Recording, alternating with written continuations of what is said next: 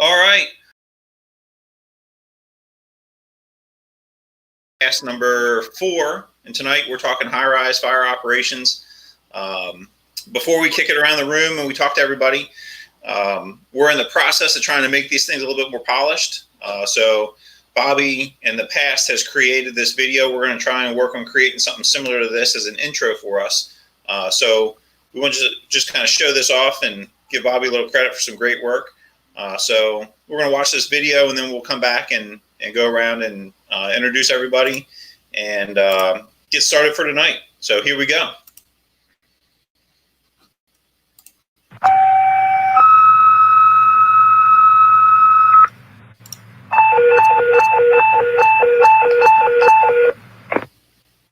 Box Area 2, number 25, Philadelphia Avenue, the Lazy Lizard Brew Pub for a building fire.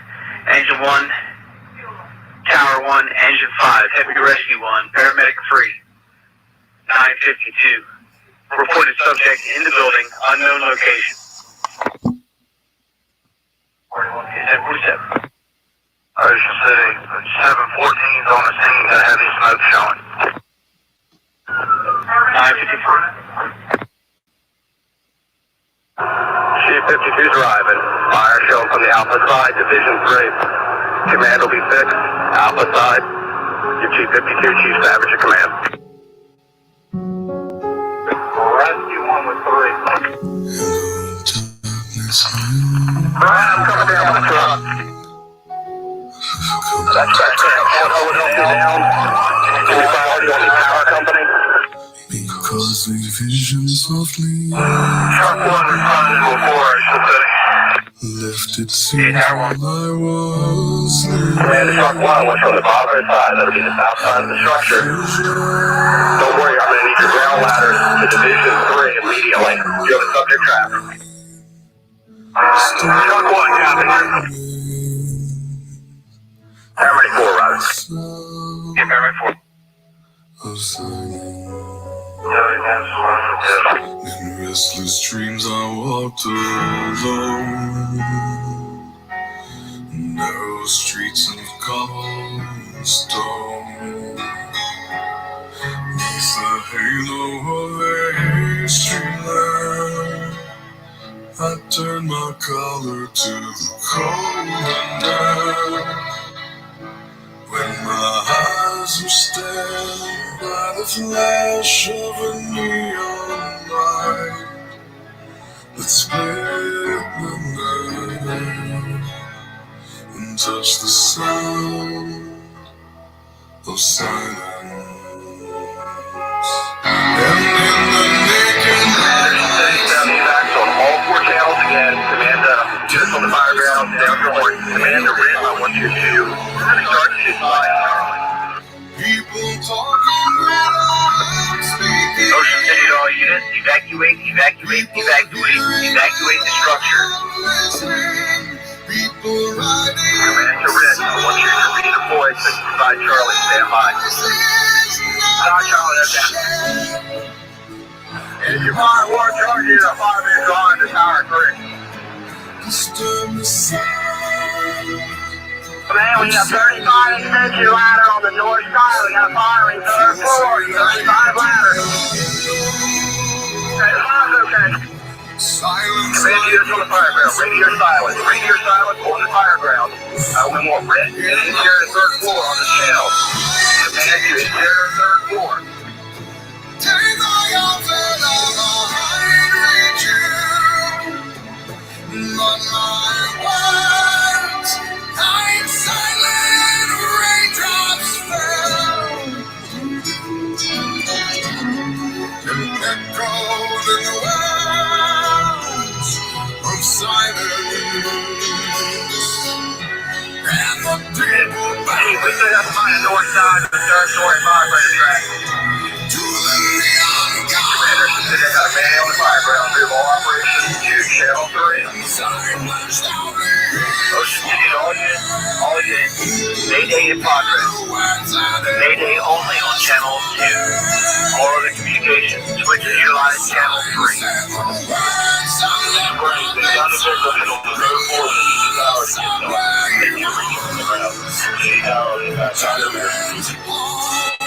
a firefighter or a citizen victim? 53 coming in. We have a firefighter, third floor, north side of the building, at the window. At this time, we're attempting to get to him with Berlin's ladder and ground ladder.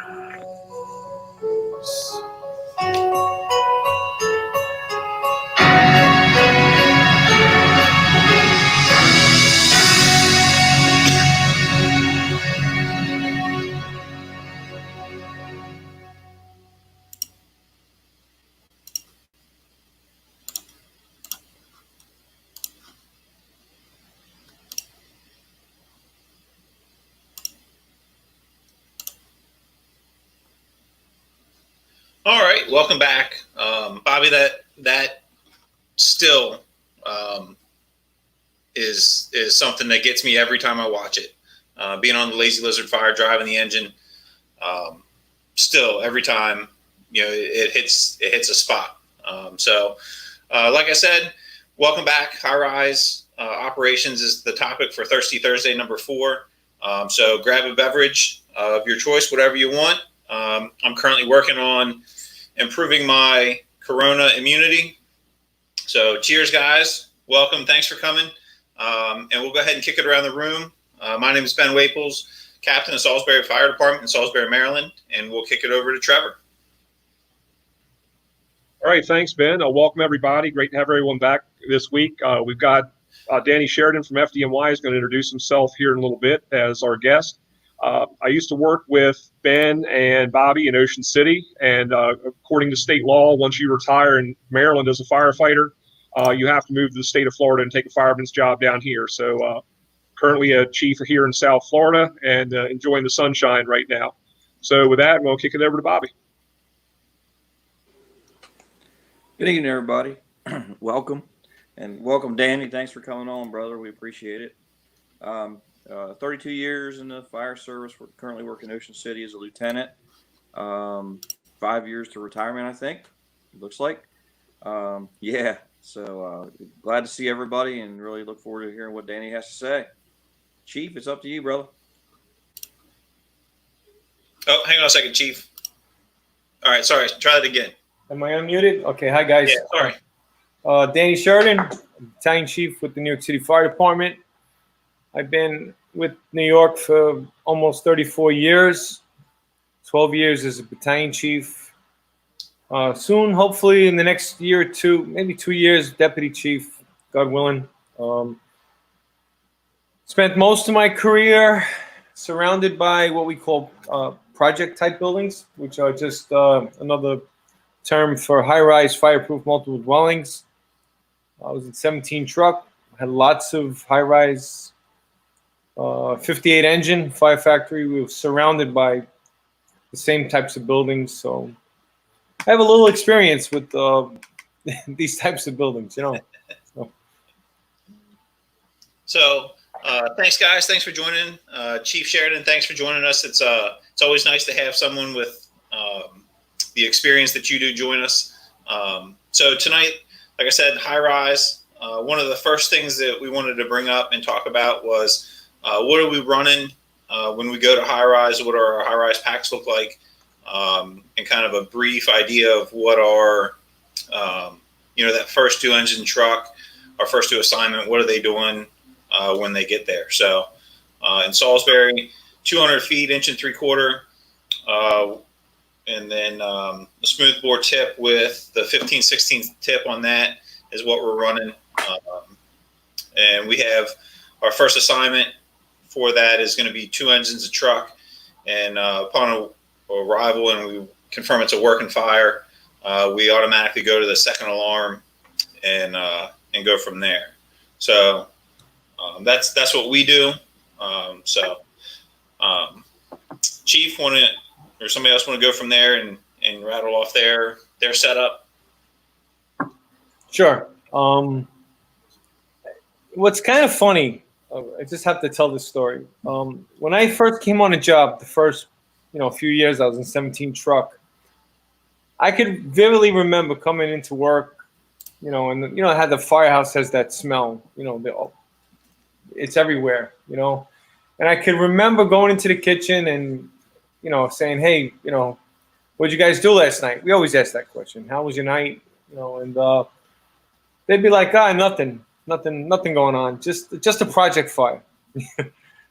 Like it wasn't even viewed as like, the guys didn't even take it like it was a real job. I don't know when that all changed, but I would say, I don't even know, 20 years ago, maybe now, we changed our signals. We used to give a 1075, which is a working fire. We use 10 codes for everything, and everything was a 1075. And then they switched over in buildings that are above 6 stories, fireproof.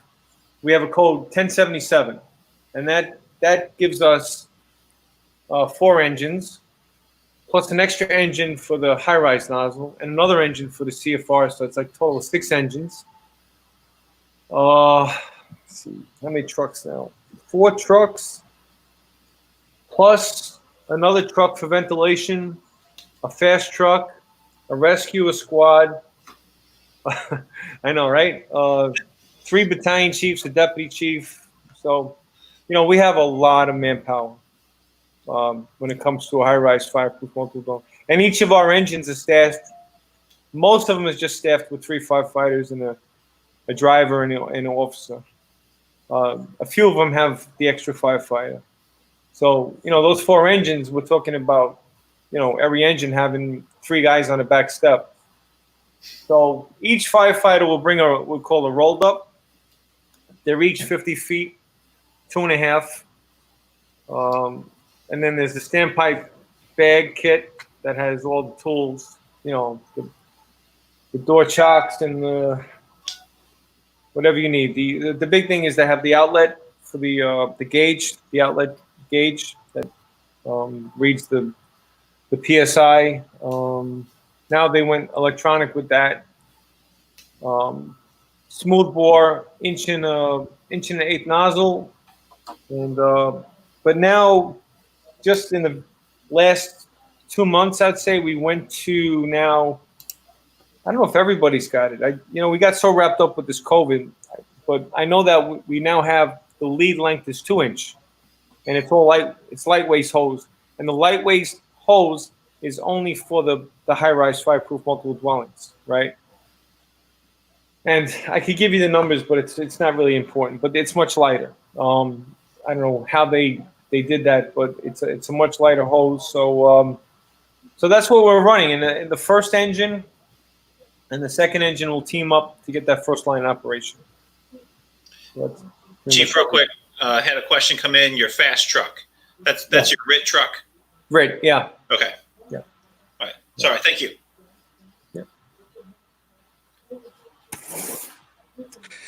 Oh, thanks, Chief. Yeah, in Ocean City, we had 4 sections of 2.5 inch with an 1.125 tip.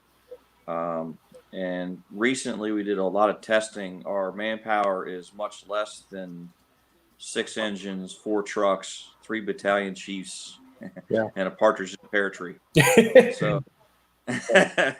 So we really do have light staffing. So we really can look at having 8 to 10 people on scene, and then a period of time before we get more help. It's just how we operate. So we did extensive testing and all kinds of crazy stuff, but I won't tell you about all that. But what I will tell you is that we ended up with 4 sections of the 2 inch with 2.5 inch couplings, and we actually went down to a 1 inch tip, mostly because of the kinking problems in the stair towers. Staging hose is great, but staging hose causes kinks, especially when you get the lower pressures and like standpipes and things like that. I know Salisbury runs at 1 3/4, but we had the challenge of elevation. So, when you go up, 20, 25 stories, the 1 3/4 is just not going to get enough pressure in our systems. So with the 2 inch, where our target is over 200 gallons a minute, we get like 215 with a 1 inch tip, and we stacked it on top of a 1.125 tip. So if you made an apartment door and you had a wind-driven fire and you needed more flow and you didn't have needed that distance as much, they could spin off and go to that 1.125 tip. and change it out like that. And then just like Chief Sheridan said, we have an officer's bag with a 30-degree angle so it doesn't kink down at the floor when you're getting ready. And we got an inline pressure gauge to control it at the standpipe. So that's pretty much what we carry, but our manpower is much less. So Trevor, when he worked with us, he always said it as a great thing is we have to be really the best one-line fire department we can possibly be, because that first line for us is just a really huge deal for us. If we don't get it right, a lot of really bad things can happen. So that's what we have in Ocean City. Thanks, Bobby. Trevor? All right, what we're running is something very similar. It's kind of a hybrid of everything you've talked about. And as Bobby had mentioned, I always did have that philosophy that an engine company, especially with one with lesser staffing, needs to really have that mentality that you're a one-line fire department. Not that you can't do more. That's not the point behind it. But the emphasis on getting that first line in service as quickly and as accurately and as best as possible was our bread and butter. And that's what we really needed to be good at. And a lot of the other things fell in place. We're on a barrier island where I am, very similar to Ocean City. We don't have special services right on our tail. And we also have the added dynamic of very active train lines that sit between us and some of our next due companies that are coming in for mutual aid. So with that being said, sometimes even with the best circumstances, when the CSX train comes through, your next due companies or especially your truck companies might be delayed in getting to you. We're running 4 bundles of 2.5-inch line. Now, what we've done is it's kind of a modified Denver load that we put together in the fact that we need to be able to horseshoe it around our air packs and keep our hands free, because we do have very light staffing, just like most people throughout the United States.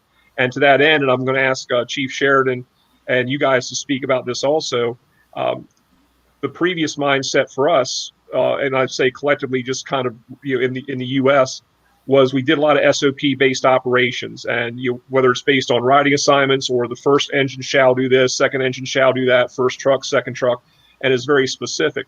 Ocean City, we always had that dynamic. We didn't know if our second truck was going to come from our municipality, or especially on the north end of town, it could have been a mutual aid company coming from Delaware, the way we ran, or from across the bridge in the Pines, Berlin, in Midtown and South End.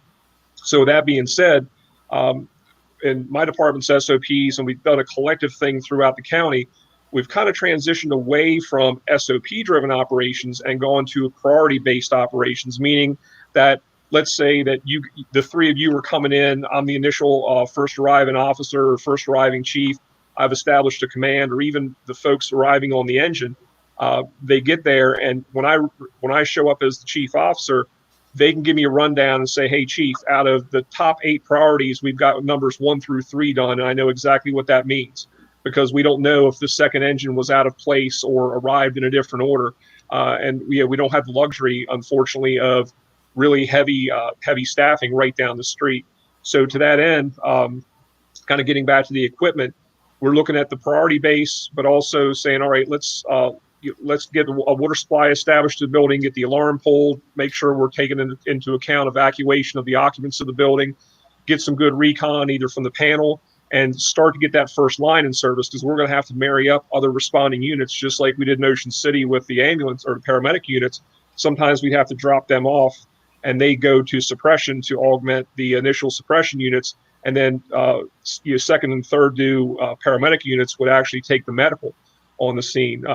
We're carrying the officer's bag just like anything else, with the chocks, extra wheel, pair of vice grips, so forth and so on, a 30-degree elbow that goes down to an inline pressure gauge. And we're also running the 1-inch tip at the end of the 2.5, and it's a stack tip like Bobby had mentioned. One of the things that I know we challenged ourselves with in Ocean City and here as well is how well the standpipe systems are maintained. I mean, I know they're tested annually, but we had a really bad habit of trying to crank those things up and overpressuring them. And so we sometimes have to go to alternate operations just to be able to get the lines going.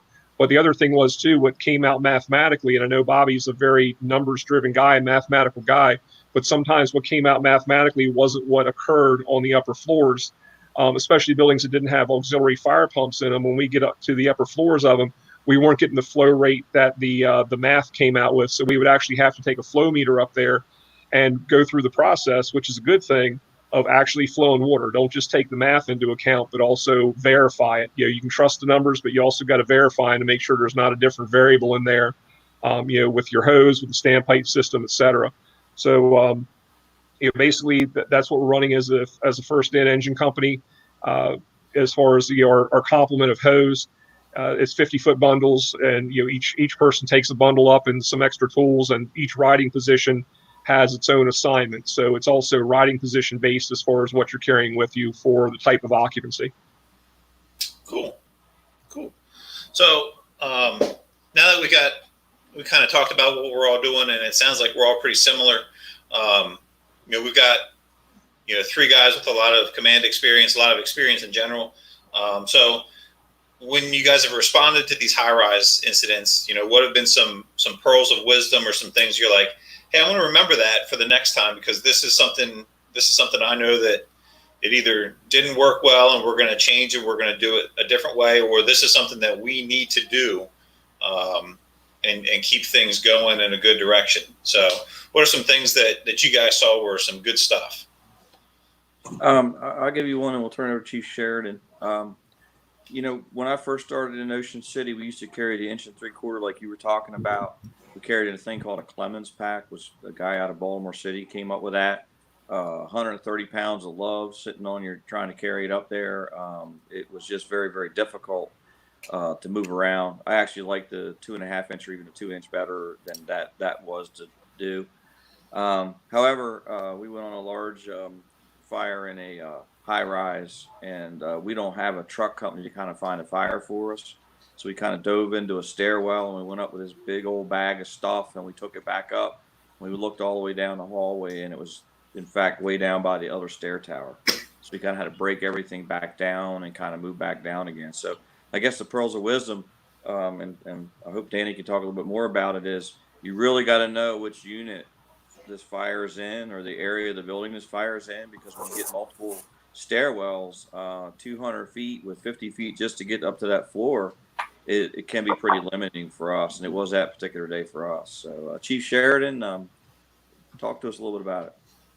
Wow, I'm glad you brought that up, because I was actually going to talk about that a little bit. You have to understand one thing about the FDNY is that we have 2 types of high-rise SOPs. We have our high-rise fireproof multiple dwellings, and we have our high-rise office buildings. And sometimes there's crossover, right? And the big difference being, though, is that in a high-rise fireproof multiple dwelling, we have compartmentalization, right? Which means that we could have a long hallway, 100 feet, but we have apartments, right? And so when the doors are closed, we're able to compartmentalize the fire, right? You don't have that luxury in an office building, because a lot of office buildings have big, wide open office planes, right? But in the high-rise bulletin in the FDNY, the first thing they talk about is A, determine the fire floor, and then B, verify it, right? So what we'll do in a high-rise in an office building is we have the luxury of having a truck company that can go find the fire. I think of them as like recon, right? They go up and they're going to do some recon. And what I do, this is what I do from the chief's car, right? For me, it all starts as soon as I get the alarm, right? Because I know my buildings pretty well. And I know the ones that have the long hallways, and I know the ones that have the scissor stairs with the shorter hallways. And that's what you're talking about. It's really pertinent, right? Because if you have the long hallway, you have the stairwells on either side, right? And it could be, if you miss, you got a long way to go down a very long hallway. The luxury of having scissor stairs is that they're right in the middle of the core of the building, and it kind of equidistant. So if you mess up, it's just a matter of what you're going to determine as the attack stair or the evacuation stair, right? And then stick to that, right? If I get a report from my truck company, Chief, we got a fire on the 8th floor. It's in let's say the B apartment. I'm going to recommend using the A stair for the attack stairs, right? I get that out on the air. Everybody knows that the A stair is the attack stair. So we want to determine the fire floor, but then we want to verify it. And then what you said is very, I can see it happening very easily, is that we don't want to stretch to the wrong location, and we don't ever want to stretch above the fire. So it's the SOP for the high-rise office buildings that the engine waits in the lobby until they verify the fire floor. And then they'll either walk up if it's 7 or below, or they'll take the elevator up 2 floors below.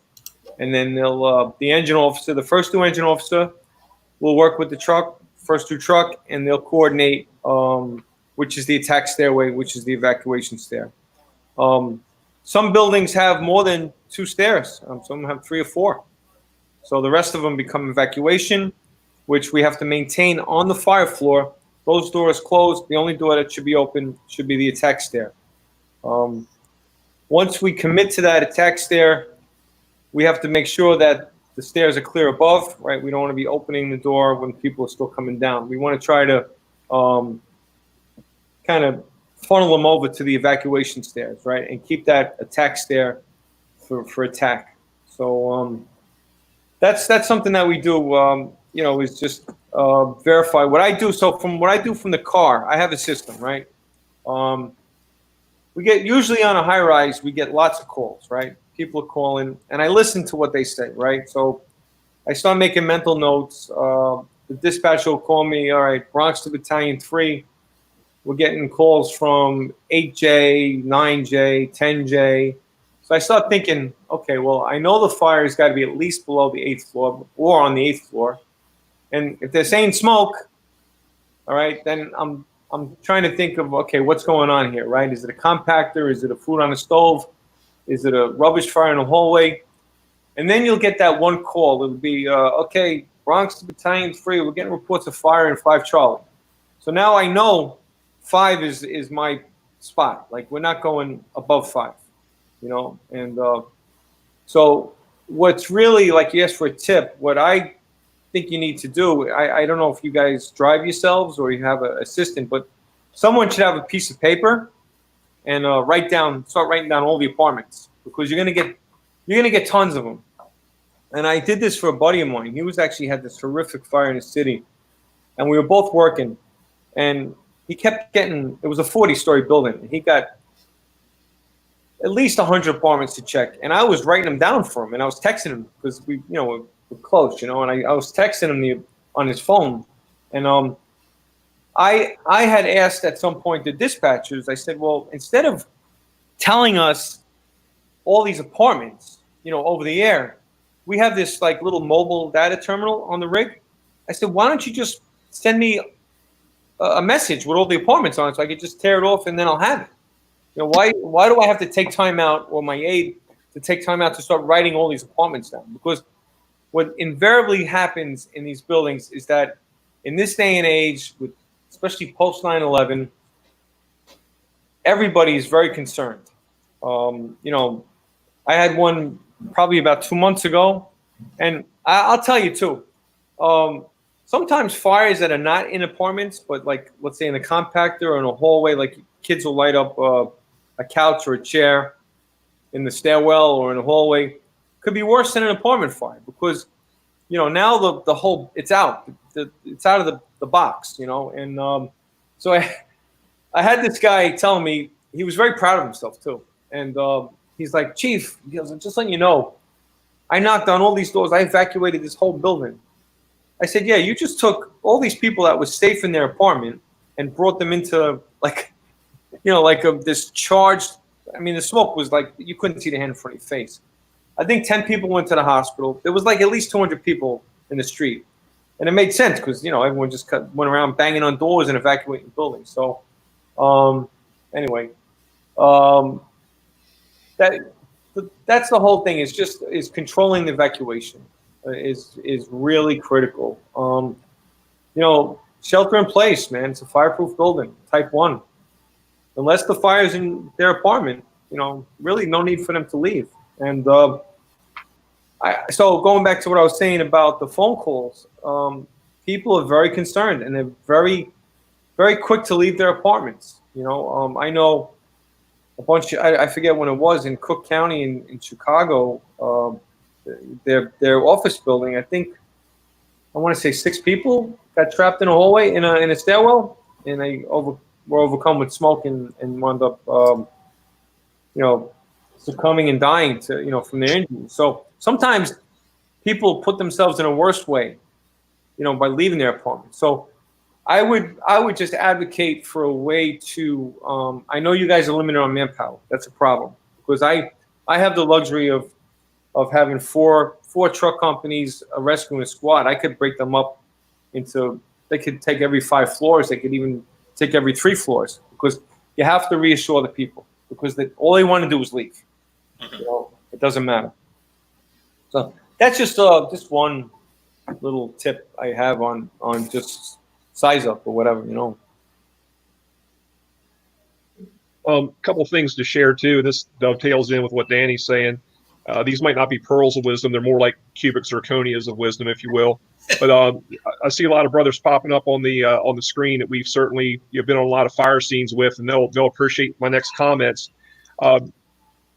As far as the size up goes, one of the things I've gotten in a habit of is not only for myself but for the first arriving units is really encouraging them to start their size up well before they get on the scene. I'm talking about blocks away, and like Chief Sheridan said, he knows his buildings well. Frank Brannigan, he preached that: know your buildings, know your buildings, know your buildings. I can't agree more. There's some buildings we go to with great frequency. There's some that we don't, and I always like to say that every call is a drill, even on a medical run. Yeah, we're going to take care of the patient. I'm not saying we're not doing that, but be observant. Keep your head on a swivel. You pick up a lot of stuff, even going on a routine call in the building. You're going to learn where things are and where they aren't. But what I'm getting at is when you're going up to the building, as maybe the first in officer or command level officer, I'm looking several blocks away to refresh myself on that building, no matter how well I think I know it.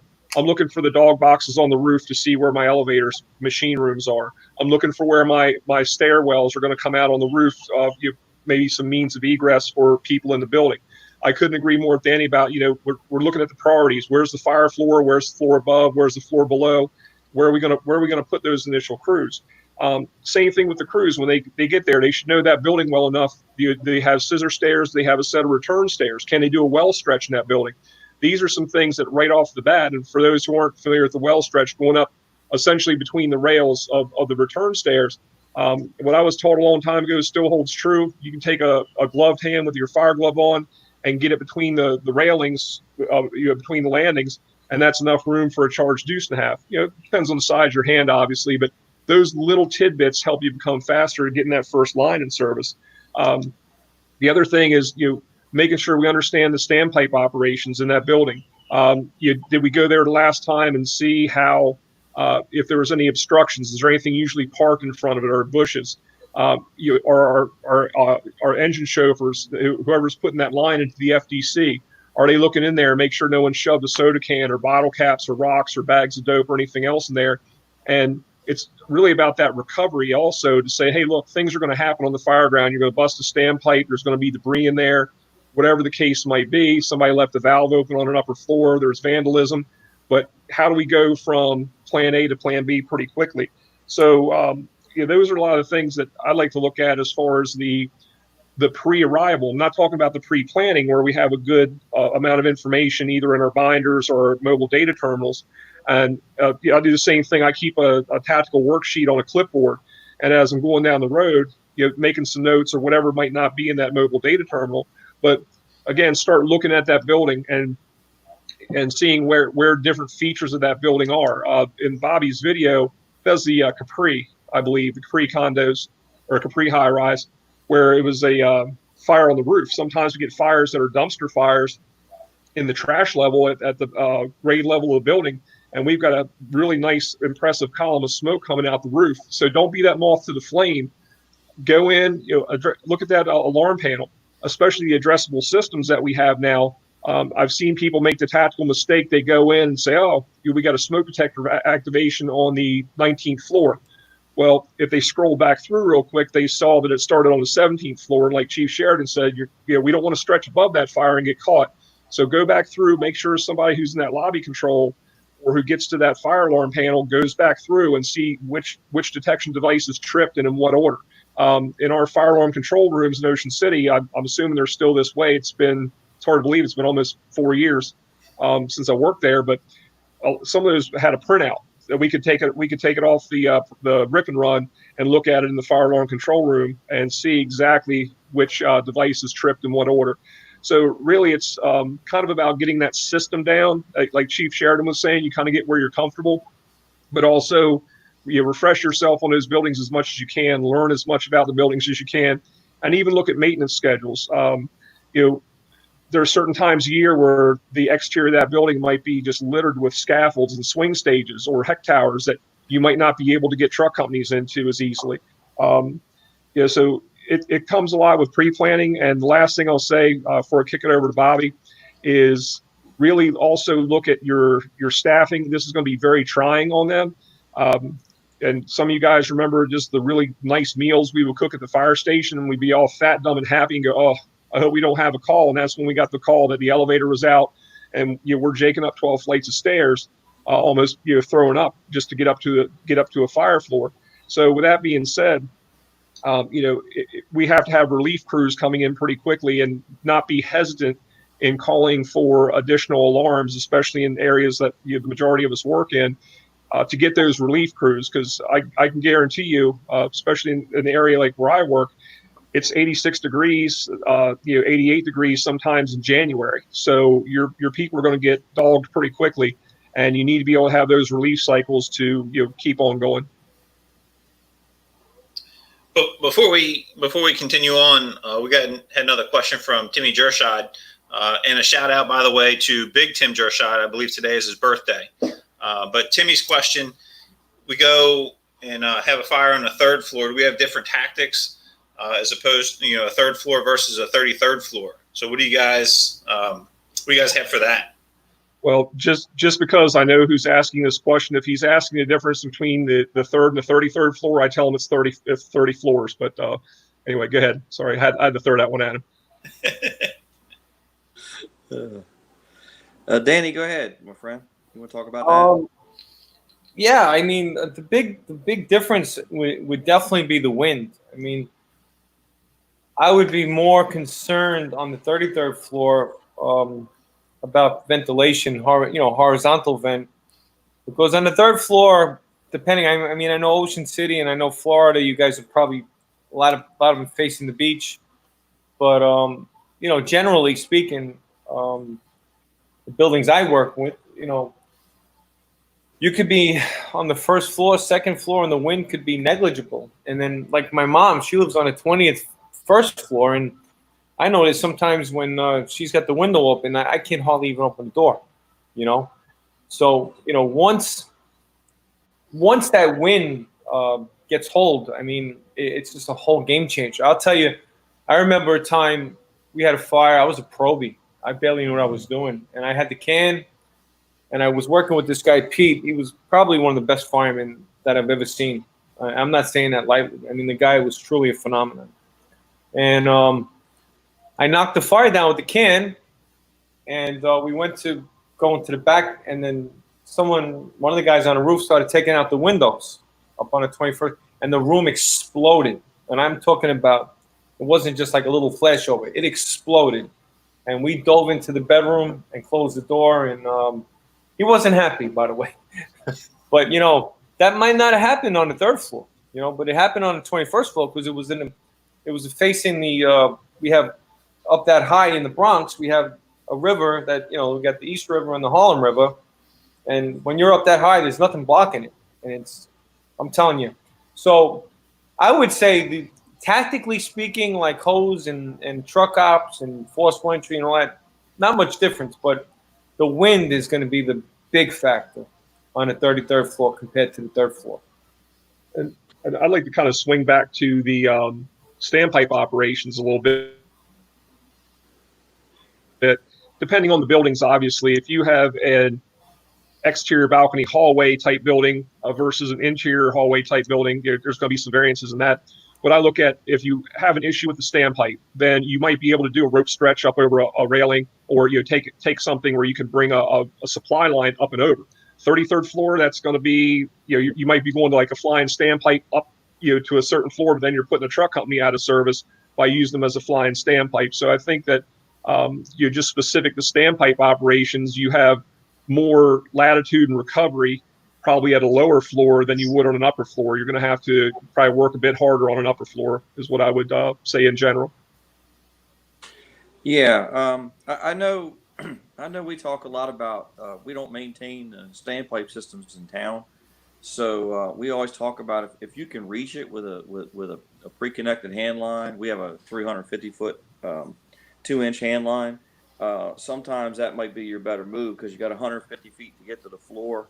You know, if you get to the third floor, and then you have this, you know, with a 350-foot line, you got some working line left. So if it can make it, we can do it that way. So, but I totally agree with Chief Sheridan on the wind. And you know, the other thing about high rise is sometimes when you get up these upper floors, the wind's a totally different direction. Mm-hmm. It's not even the direction you think it is on the street. It's crazy. And then because we stack these high rises next to each other, it's like they create their own friggin' wind. You know, we get northeasters and those types of storms in Ocean City, and the buildings pick up the speed of the wind depending on the angle of the wind and things like that, and little wind tunnels and things like that. So I wanted to cover the other question we were talking about, which was we were talking about the stairs and the importance of them. And because we're light staffed, one of the things we really harp on is when you open that door to whatever unit you have, whatever apartment you have going on, you need to be ready to go. You know, you need not have someone go ahead of there and open that door, because when you prop that door open to run that line down there and they pop that door open to the apartment, if it's got a window let go or a window open or a slider open or any of those types of things, you've created a chimney effect. And, you know, the MGM Grand Fire in LA is just one, or I'm sorry, in Las Vegas is just one example of 80 some people died in there. 60 of them were in stairs. So from a firefighting perspective, you know, when you open that door up to run that line down that hallway and you take that door, it's go time. So we really, when we talk about a one-line fire department, that line has to be ready to go before you prop that door open to run that line down. I know we talk about closing the doors because of the ventilation impact studies, but the reality is you're going to have that door open to stretch that line down there, and you're going to have that door open in the apartment, and you just need to go. So I think it's really important that once you breach that stairwell, people are going to be trying to go out that stairwell anyway, and if they don't go down, they tend to go back up. And I know they've had other situations across the country where, you know, a dozen people be trapped at the top of a stair tower where they locked it so people wouldn't go play on the roof or whatever. So it's just important that once you open that door, you're breaching that stairwell, and that's just, you know, something that we really have to think about a lot, especially right on the ocean with the wind we have. Mm-hmm. And Bobby, let me throw something else in real quick, so I want Danny to chime in on this too.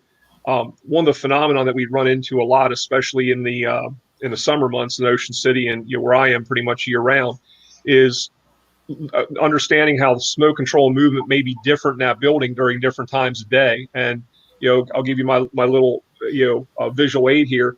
You got your high rise, the sun's beating on this side of the building for half the morning. It starts creating that chimney effect on this side. Well, the stairwell, the elevator shaft on this side might naturally start drawing the smoke up and hitting other devices, where across the hallway, where it's been cool since the sun went down the night before, it might actually start dropping down. So, you know, you have to take that in consideration, that your smoke movement on the same fire, same unit, same floor might be a little bit different depending on whether it's, you know, 12 noon, 12 midnight, or 3 a.m., just because of the heating and cooling on the different sides of the building, and how it's going to draw into those open shafts inside the building. So I think it kind of dovetails in a little bit with what you know, Bobby's talking about, and I know the guys in Ocean City are, you know, well aware of that phenomenon, that and that's why they're so vigilant about making sure they get good intel and good recon as far as, you know, the fire floor, and then confirming that fire floor like Chief Sheridan was talking about.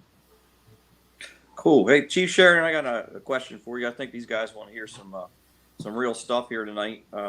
Talk to us a little bit about how you guys set up your line in the stair towers and high rises, and how you get ready to advance, and how you set up for a high rise fire for the engine company perspective. Right. So again, we have the luxury of having dedicated ladder companies and dedicated engine companies, right? So everyone kind of stays in their own box, their sandbox. I heard a few of my fellow chiefs sometimes we're of the mindset that if the first two truck company, if the only thing they do with that fire is get control of the apartment door, they've done their job, right? I can't even emphasize how important it is to get control of that apartment door, right? Because if that door is open, right, and it always astounds me, you know, like I'll sometimes I wear a different hat. Like I'll be the all hands chief, you know, and I'll be up on the fire floor, and it happened once recently, and I was like scratching my head, you know, like I heard the irons, I heard the Halligan getting hit by the axe, and they were forcing the door. Meanwhile, it was lights out, like you couldn't see the hand in front of your face. Now, if you open a door to the stairway and you couldn't see the hand in front of your face, what's your first assumption? The door's open. The door's open, right? So would we be forcing a door? Right? You see where I'm going with that, right? Uh-huh. So, common sense, you know what I mean? Like, so that's the first thing that we need to do, right? Before we do anything is if we open that stairwell door, right, and you hit the nail on the head, Trevor, that's a great indicator, right? You look from the street, you know, as you're responding, you look up. I just happen to know my buildings. I could tell you, you give me an address, I'll tell you whether it has scissor stairs or if it's, you know, if it's long hallway type setup, you know. Certain buildings I know have those, and I know certain have the scissor stairs. But so that being said, you know, if the firefighters get to the fire floor, the truck company, and they open that stairwell door and it's lights out, then they have to get control of the door. That's the first thing that we have to do before we do anything, right? They'll call the engine, you know, okay, ladder 5-4 and engine 9-6, you know, we need a line. They'll start making their way up to the floor below and hook up on the floor below. It doesn't matter whether you hook up in the A stair or the B stair, right? Because actually sometimes they're actually mislabeled. The building manager will just go right up the line, do AAA and BBB. Meanwhile, it's AA, right? But whatever. But they'll hook up in the attack stair, and once they flake out the line on the floor below. I was a big advocate of that when I was a captain and a lieutenant. I like to have the guys put the folds next to each other, hook them up. The control man flushes out the outlet, you know, attaches the inline gauge, make the attachments. Nozzle man puts his bundle up on his shoulder and he starts making his way up, flaking the hose out. The backup firefighter, right, he's the middle guy. He's doing all the grunt work. He's laying out the hose, and then he's going up to join the nozzle man. If the smoke is still in the hallway and they don't have control of that door, they're going to charge the line in that hallway door, right? Now, here's something I'm a big advocate of. And if you can look back at the St. Regis fire in Houston, I forget the year, Janke was a captain. And unfortunately, I think the wind must have taken the windows or something. Something changed where he got caught up, and maybe he might have ran out of air. I'm not sure. But if you look at the way they hooked up, and I'm not trying to be a Monday morning quarterback, but I'm saying this so guys don't ever repeat this. But they hooked up on the fire floor in the cabinet in that hallway. If you look at the pictures afterwards, it's a big bowl of spaghetti. You know, that hose is just like a big mess. And I always used to preach that I want that line coming out of the attack stairway almost like without kinks. 'Cause I can't tell you how many times, even when I was way back to even when I was a fireman, that you'd go up on a fire floor and the hose is just like a big bowl of spaghetti. You know, it's just a mess. And God forbid, you know, the windows fail and you got to get out in a hurry. You want to follow that line out, and hopefully it's going to take you out to the doorway.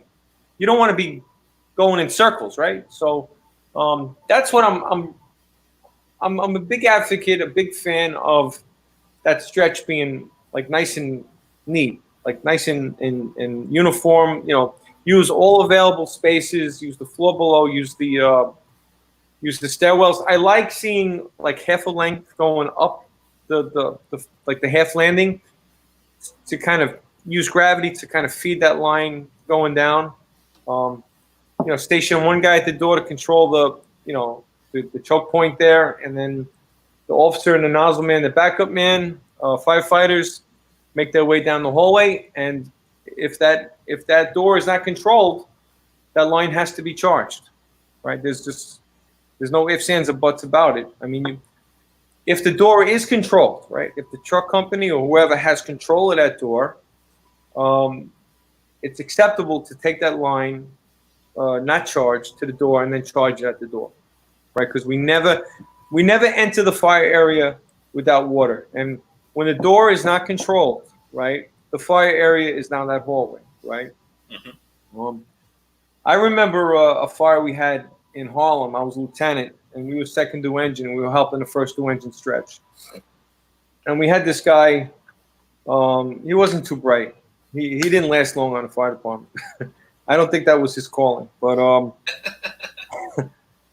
trying to watch what I say, but I'm being polite. But there were hallways. There was windows in a hallway, right? It was one of those types of projects that had hallway windows, right? So I'll never forget this. The first due engine, I was at the door, and my 2 or 3 guys. So there was 7 of us. Next thing you know, you hear this loud crash, bang, right? Glass gets taken, and the wind took. Thank God it was going behind us, because I felt the wind on the back of my neck. It just came whooshing past me. That room that was the couch exploded into an inferno, and it had one of those like sliding glass doors, and these people, they had a cockatoo or something like in a cage. So anyway, after the fire was all knocked down, we had barbecued cockatoo on the terrace. This poor bird didn't know what hit him, but but it's the wind, man. It's just it's a killer if you don't control it, man. We've learned the hard way, through, like my friend John Buckeye says. He says everything that we do is written in blood, and we learned the hard way the effects of wind. And if we don't control the wind, you can't be. I've seen it firsthand numerous times, and if guys just take windows without checking with the boss or making sure there's a line in place, you could put guys in harm's way. And it's the real deal. It's not a joke. I mean, when you're up 20 stories and that wind could gust at 25, 30 miles an hour without a problem. And that turns a couch into like an inferno in seconds. And I've seen it numerous times. Yeah. Thanks, Chief Sharon. Thanks, it's Chief. funny you bring. Oh, sorry. Sorry. Sorry to cut in. We did have another question, and Brad, I apologize. Brad Borkowski. I hope I said that right. If not, just give us a thumbs down, whatever. Sorry. We'll work on that. But Brad had a question. Is there a preference to the 1 3/4 or 2 inch, 2.5 high-rise packs? What do you guys think about that? You really want to know what I want to say about that? Yep. I have to jump in on this because I'm very passionate about it. You guys have been saying this, and I used to preach this too. Sometimes you have one shot. You want to get that first line, make the difference, right? And if I was going out hunting elephants, I am not going to bring a 22 with me. I'm going to try to bring an elephant gun. That's what I want, And I know, believe me, trust me, I know. I was a fireman for 9 years. Even though I was in a truck company, I was in a squad, but I get it. The 2.5 is not pleasant, but no one said that this job was easy, right? And sometimes you got to put on those, whatever, big boy pants, whatever that saying is, and you got to take that 2.5. Because if those windows fail, and you're, even with the 2.5, right?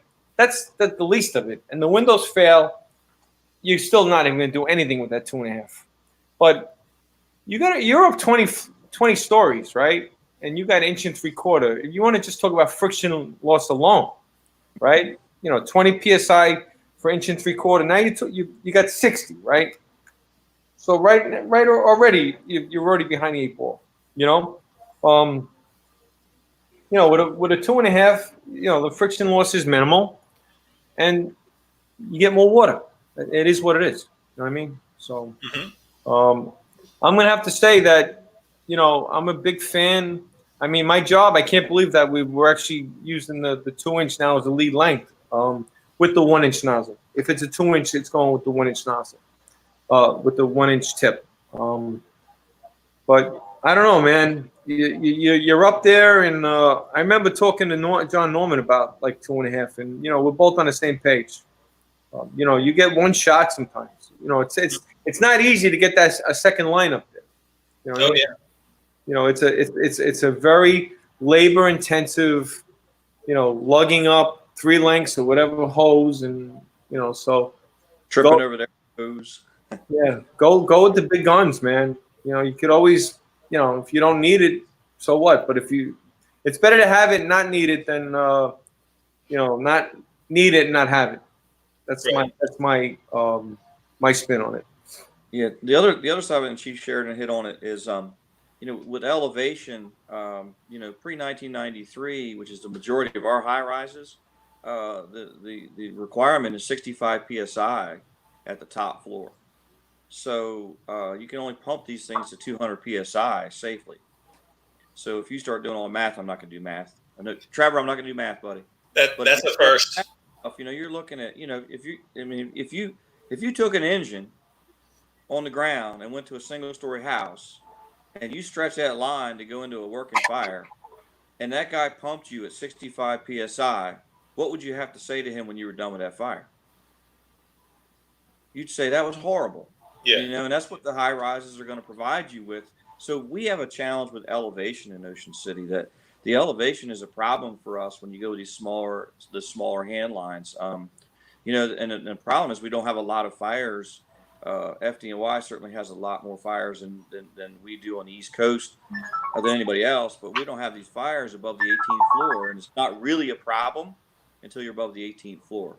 And the second reason we tried to stay with some larger lines in Ocean City was because our average unit size is not like New York City. Our average unit size in a residential is about 1,400 square feet.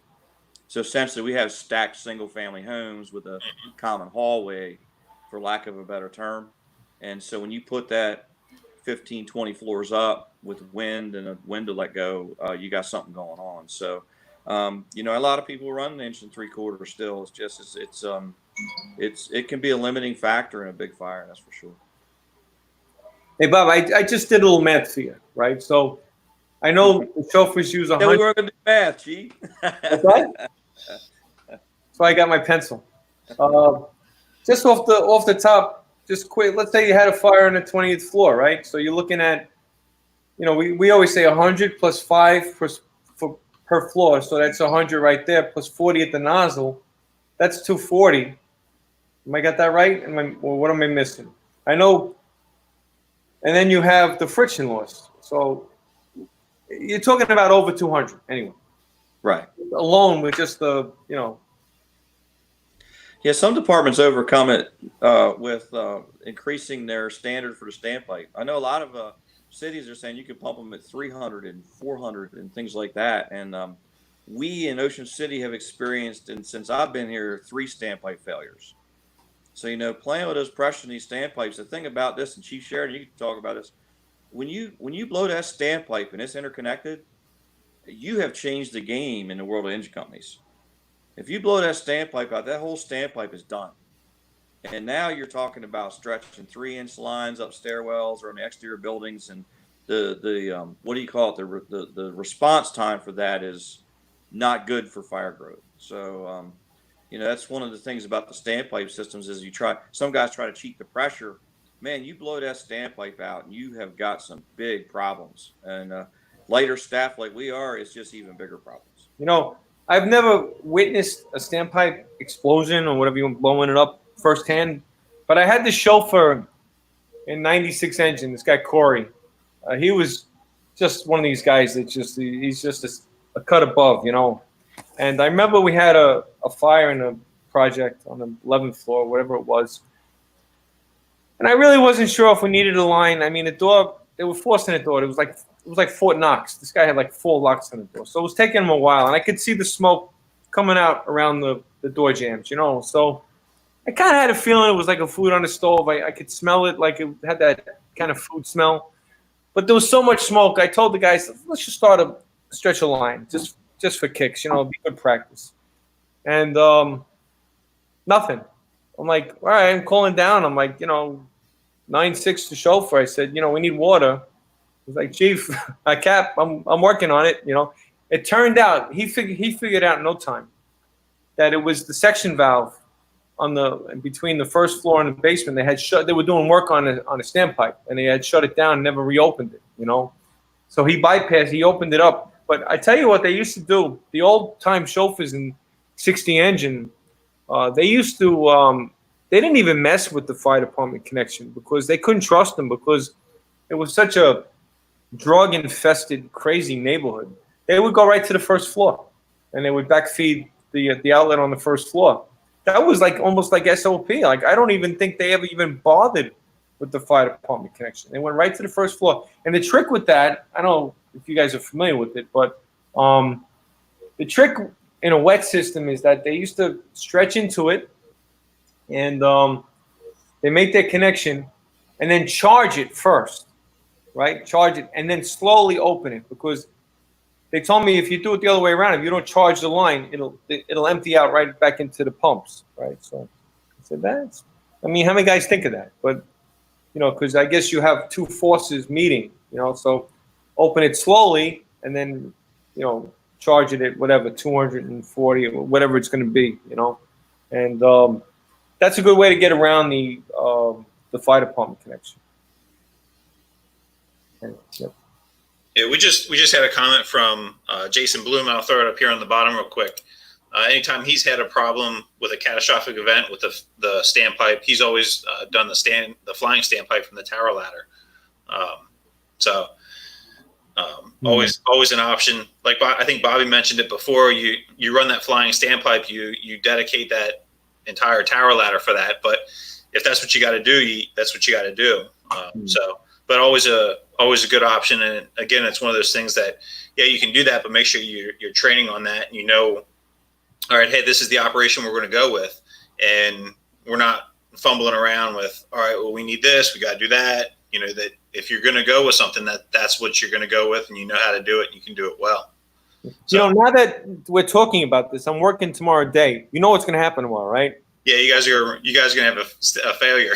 I'm going to have a standpipe explode on me. I've never had one. In 34 years, I've never seen one explode. Now, tomorrow I'm going to go to work. Because I remember Dave McGrail, I wrote something years ago for fire engineering. And, he wrote back something about standpipes exploding. I'm like, what is he talking about? I've never seen a standpipe explode before, but I guess it's something that happens. I maybe in New York City, the projects are, maybe they keep their buildings in better shape, or the pipes are better. I don't know. Yeah, I know one fire in Ocean City specifically. I was down south, and fire was up north, and they charged the standpipe, and they had water coming out every door on the first floor because they had a crack in the pipe. And then I think it was just last week or the week before, we were doing high-rise training and standpipe training in the parking garage in Salisbury downtown. And as we're walking in, the sergeant from the truck says, "Hey, look at that!" And right as the FDC came through the wall and went parallel with the floor to go to the riser, you could just see enough daylight, and the pipe was cracked where it came together. Wow! And that was a common system. So from all the stairwells, the couple of other FDCs, like it all fed in one, so it wasn't like you could isolate that one spot. Wow. So. Okay, so when they renovated a lot of the vacant buildings in the Bronx, they would put standpipes in, and it would be a dry standpipe, and guys wouldn't even touch them.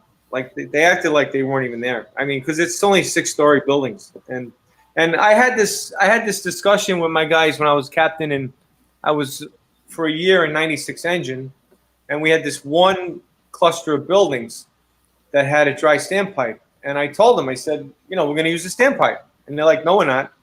I said, yes, we are. And then, we had this kind of, and I'm the battalion commander. They're still in my battalion. And the captain and I are still like butting heads over this freaking standpipe. So I don't know. I'll tell you, they had a fire. I was actually in FDIC, and I had drilled on this building with my guys because I knew it was going to be a problem, right? It's one of these buildings.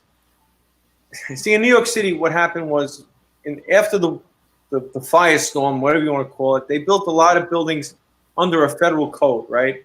New York City building code is very stringent, but the federal code is a little bit more loose, right? So we have in New York, they have what they look like. They look like little fireproof project buildings, but they're actually non-fireproof. And I found that the hard way, right? We had a job one time, and we thought it was all rubbish fire in the electrical closet. Next thing you know, we lost the whole top floor. So, you know, me, I this happens once, it'll never happen again, right? So we had a building like that in our district, and I took the guys out, and we drilled on it. And, you know, we went over the standpipe, and I said, this is not a fireproof building. It's a non-fireproof building. And everyone was on the same page. Sure enough, I'm out in Indianapolis, and they get a job in that building. And the first due engine, we weren't first due, decided to stretch. It was 20 lengths of hose. And I said to him, I said, Billy, I said, we went to a third alarm. I said, why didn't you use the standpipe? I don't trust those things. All right, so you stretched 20 lengths of hose. It probably took them about 15 minutes. Went to a third alarm when you could have stretched 2 lengths of hose, 3 lengths of hose right off the standpipe. So I'm a big fan of them. I know if they're there, I want to use them. But some guys don't trust them. But in the fireproof buildings that we have, I've never seen one blow up. But I know in some of the renovated buildings and whatnot, guys have problems with them. They don't want to use them. So maybe that's why we don't see them blow up. Trevor, I think you said you had some questions. Yeah, I want Chief Sheridan just to weigh in real quick on some stuff. A lot of times, tactically, you'll hear a lot of people talk about recon. So let's say we have a fire on the 21st floor. We get off 2 floors below the fire floor, and we think that the fire's in 21F. Mm-hmm. And we send a member or an officer down to 19F to look at the layout. And I know there's pros and cons with that. If you could talk about it briefly, whether the layout's going to be the same, knowing your buildings. And then the other thing I want you to weigh in on also is some departments have a very stringent SOP as far as counting the number of floors. My personal feeling and the way my SOP is set up is that we designate the floors exactly how it's listed on the elevator indicator. So if you have lobby, mezzanine, first, second, on up, whatever the case is, mm-hmm. That's how we designate the floors versus counting from the very grade level 1, 2, 3 on up. So would you mind weighing in on those two things? Right. So as far as the layout, that's a great question. What I do, you're definitely correct in the fact that when they build these apartments in a line, they're all the same. The layout is going to be absolutely the same. And what I used to do when I was an officer in the engine is while the guys were stretching, I would get up to the floor below and do a quick layout, see what's going on. So if the fire's on the 5th floor, I'd run to the 4th floor and get a layout, and then I have a visual in my mind. And you know how I learned that? I learned that from this guy, Jimmy McCluskey. We used to call him Iron Man Jim McCluskey. He was a lieutenant in 60 Engine when I was a fireman, 17 truck, and legendary guy. I mean, he was a 91 engine when they were burning the place down, and I always used to see him like duck into the floor below.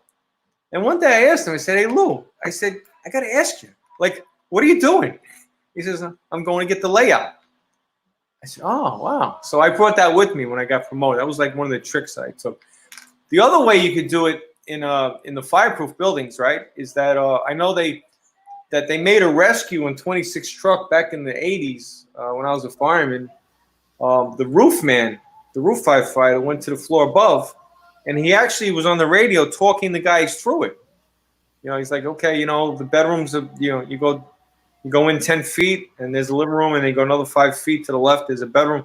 And he actually walked this guy through, and they made a rescue. So I'm a big fan of getting a size up from the apartment, either below or even you could do with the floor above. You could have someone radio down to you as well.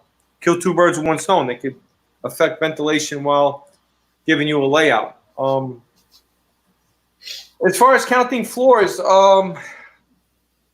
you know, like New York is pretty cut and dry. You know, like where I work, I'm in the Bronx. Maybe in Manhattan, this becomes an issue because I know, like when I was in Harlem, one of my complexes had like a mezzanine where they had like a school. You know, so actually the second floor was actually like the fifth floor. You know, I basically, you know, not that it's happened a lot to me, but I just go by what's on the number. You know, like whatever it says on the landing. That's how.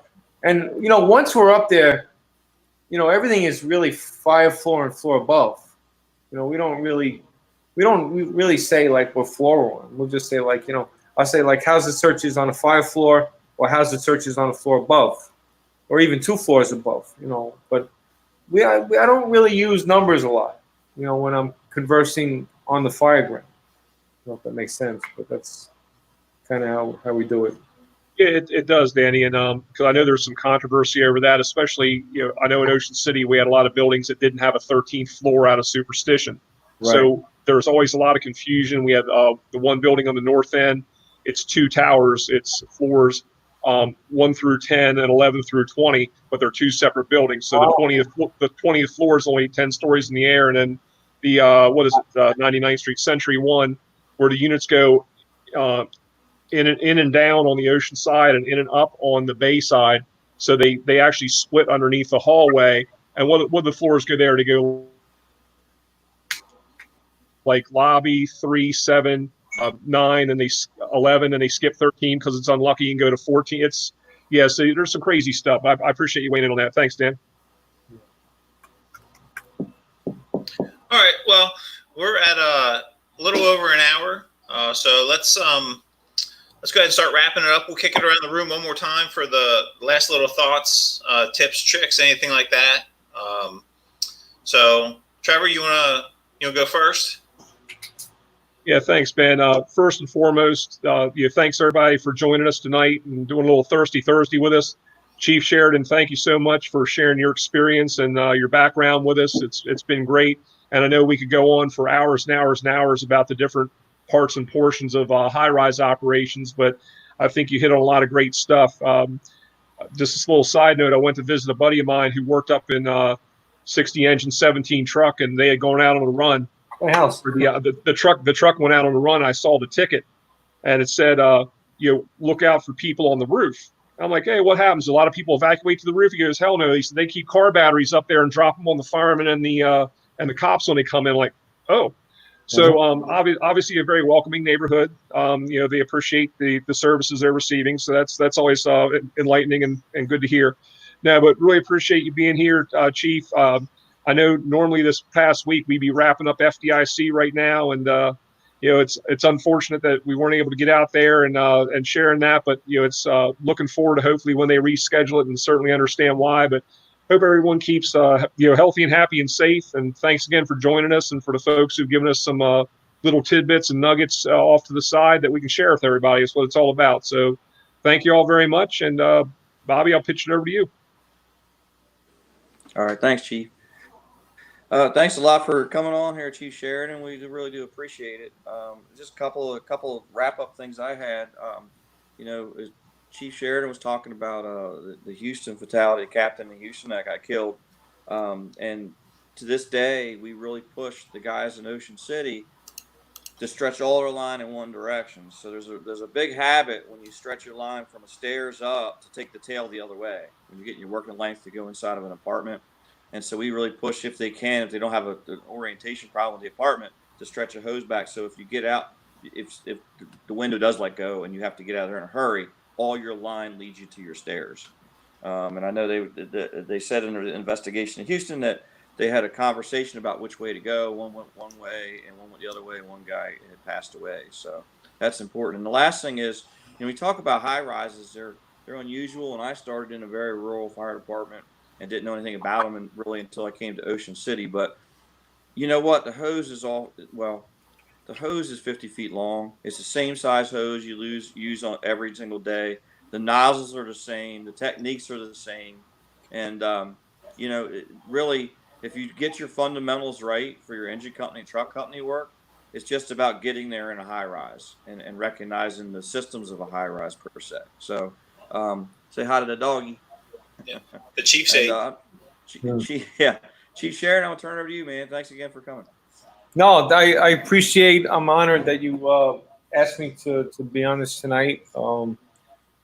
Yeah, I mean, what I could say about High Rise is that I wasn't joking. Like, really, when I came on the job, it was like the guys, they didn't really consider him like a fire. I mean, it was just like no big deal. Like they said, just a project fire. I can remember it was just a project job, and even more so, like compactor fires or rubbish fires, and they were like what we call an 18, like just 1 and 1, just an engine and a truck.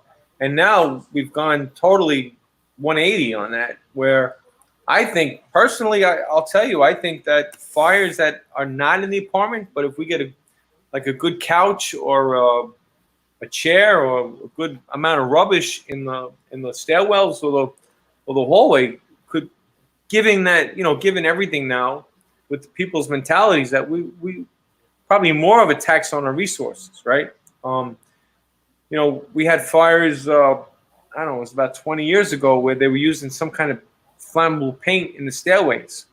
And we got a rash of fires that were just little rubbish fires that caught the paint. And we'd have these infernos that went right from lobby to right through the bulkhead. And I could tell you one where there was some guy, 2 kids hanging out up on the bulkhead. And, you can only imagine what that was like. So, very interesting fires, man. Very dynamic, especially when you factor in the wind, the fuel load, and everything else. I could go on all night, tell you all these project fire stories, but I'll leave it at that. We'll save it for another time. All right, and Danny, last thing, may all your standpipes stay intact tomorrow. yes. You know what's gonna happen tomorrow. It's gonna be, You're welcome, bro. it's like when you're watching and in the 8th inning they go, he's throwing a no-hitter tonight. Yeah, that's Why did he just say that? yeah. Well, Chief Sheridan, thank you for your absolute last broadcast you ever do with us, since we've jinxed you for tomorrow. Yep. All right. So, all right, I'm gonna wrap it up. One of the things that I'd just mention is, for Chief Steedman, Chief McGee, and for Salisbury, high-rise events are not a real common thing for us. Unlike for Chief Sheridan, that they have that opportunity. They've got the staffing that they can throw at it, the apparatus that they can throw at it. But for a majority of people, this is a low-frequency, high-risk event that is even though we're stretching the hoses the same, all that kind of stuff, like Bobby mentioned. It is something that is different for us, and as we go into it, it's got to be one of those things that you're going to know the buildings, and you have to take that as, hey, we're going there, and it's going to be, you have to be prepared for that to be a fire. You can't, you get that Bell's call at 2 a.m. You can't roll out of bed and make your way to the scene thinking, oh, this is BS. It's going to be another one of those. We're not going to have to worry about it. Expect for that to be a fire. Don't go into that thinking that we'll be out of here in half an hour and it's done. Don't be complacent. Wear your gear, have your equipment with you, be ready to go, because the time that you don't, your standpipe's going to explode on you, and you're going to have fire on the 33rd floor, the third. You're going to have something. So be prepared for it. And wrapping things up, we're going to share the screen. So again, special thanks to Chief Sheridan for coming on and talking to us tonight. Follow us on social media. There you see it all for Facebook, Strike the Box Training, Twitter, our website, striketheboxtraining.com. We've actually gone and uploaded or changed the website around a little bit. So if you want to go and catch up and watch our previous webcasts, there's a spot for that. This will be on the front page, but then we've got the other ones from Mike Wood when we're talking about RIT. The one when we talked with retired Lieutenant Ray McCormack. Congrats, sir, about the UL fire study that came out. If you're interested with getting up with Strike the Box and want to reach out to us, there's our email. And then we have all the stuff for Chief Sheridan. So if you guys want to reach out to him, an excellent resource, great guy, wonderful conversation tonight. There's all of his information. And then coming next, or our next program, May 14th, put it on your calendars. 7 p.m. Facebook and YouTube again. Assistant Chief Rob Frampton from the Salisbury Fire Department. He's currently in the National Fire Academy Executive Fire Officers Program. We'll be talking kitchen fires. So tune in, check us out. And like I said, if you guys need anything, reach out to us, and we'd be happy to help. Thanks again, and we'll talk to you soon. Good night. Cheers.